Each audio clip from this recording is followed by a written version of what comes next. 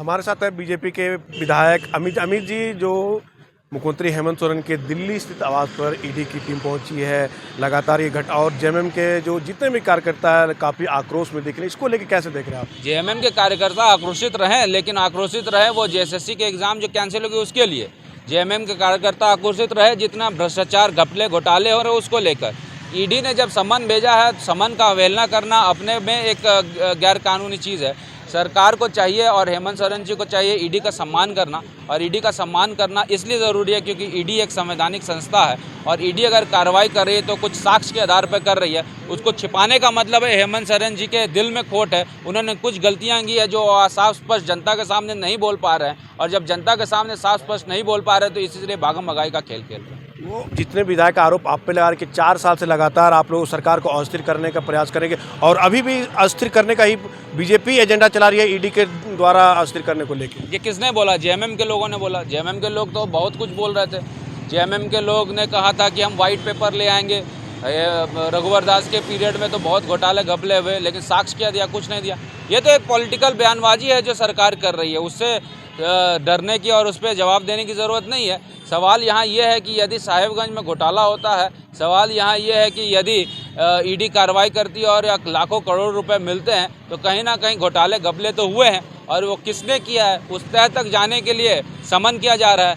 समन का जवाब देना चाहिए, कॉपरेट करना चाहिए और कानून का पालन करना चाहिए, मैं मुख्यमंत्री को कहूँगा। कांग्रेस भी आरोप लगा रही है कि अगर जेएमएम बीजेपी में चल जाती है तो गंगा से वो धुल जाएगी, और लेकिन नहीं तो जब तक नहीं अगर सरकार बनाएगी लोग तब तक परेशान करती रहेगी। ये तो कांग्रेस का डर है जो ये बात कहा जा रहा है, कांग्रेस का डर है जो इस तरह का स्टेटमेंट आ रहा है। कोई भी राजनीति में इफ एंड बट नहीं होता है। अगर ऐसा हुआ तो वैसा होगा, वैसा हुआ तो वैसा होगा, नहीं। जो देन एंड देयर हो रहा है, प्रेजेंट में हो रहा है, उस पर हम लोगों को चर्चा करनी चाहिए। भविष्य में क्या हो सकता है और पास्ट में क्या हुआ उसके बारे में चर्चा करना बेमानी है। प्रेजेंट में यही है कि हेमंत सोरेन जी को ईडी के समन का रिप्लाई देना चाहिए, जवाब देना चाहिए, भागना नहीं चाहिए। यदि वो भागती है इसका मतलब है कि उसके पास छुपाने के लिए कुछ चीज़। मुझे अंतिम सवाल रहेगा कि जो राहुल गांधी का भारत जोड़ो न्याय यात्रा शुरुआत होने वाली झारखंड, उसको कैसे देख रहे हैं? नहीं, अच्छा न्याय करे, यहाँ के युवाओं के लिए न्याय करे, क्योंकि भारत जोड़ो न्याय यात्रा और जब जेएमएम की सरकार बन रही थी और कांग्रेस जब यहाँ लड़ रही थी तो उन्होंने न्याय, युवाओं के न्याय के लिए कई वादे किए थे। उन वादों को पूरा करना चाहिए कांग्रेस को हर घर सरकारी नौकरी का जो वादा उन्होंने किया था झारखंड में सरकार बनेगी, उनके वादों को पूरा करना चाहिए। यदि वो उन वादों को पूरा करती है सरकार, तब तो मैं कहूँगा कि न्याय यात्रा बहुत अच्छी बात है, करनी चाहिए। हमारे साथ बीजेपी के विधायक अमित मंडल, जिन्होंने कहा कि मुख्यमंत्री हेमंत सोरेन को ईडी का सामना करना चाहिए, उनके सवालों का जवाब देना चाहिए। सहयोगी राकेश के साथ मनीष, न्यूज विंग, रांची।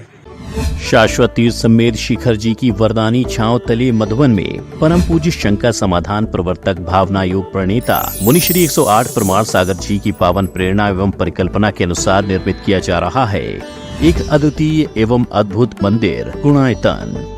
पंचायतन शैली में बने इस कलात्मक मंदिर के अनोखे अनुभव केंद्र में नवीनतम तकनीक 4DX एवं 11D इफेक्ट्स के साथ 270 डिग्री स्क्रीन के माध्यम से कराया जाएगा आत्मा से परमात्मा का दिग्दर्शन। आप भी अपने परिवार एवं इष्ट मित्रों के साथ पधार कर करें इस अद्भुत कार्य योजना का अवलोकन।